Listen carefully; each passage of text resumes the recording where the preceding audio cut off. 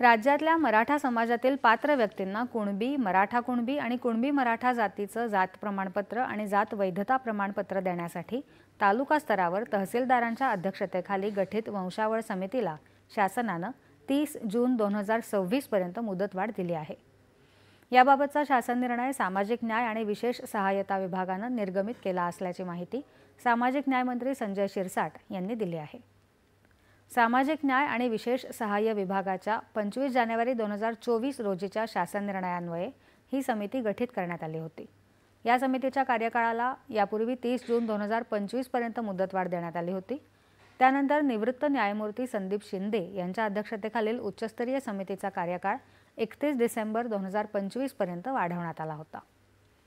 याला अनुसरून तालुकास्तरीय वंशावळ समितीस उच्चस्तरीय समितीच्या मुदतवाढीपेक्षा किमान 6 महिने अधिक मुदत देण्याचा विचार शासनाकडून करण्यात आला होता। त्यानुसार आता या समितीचा कार्यकाळ 30 जून 2026 पर्यंत वाढवण्यात आला आहे।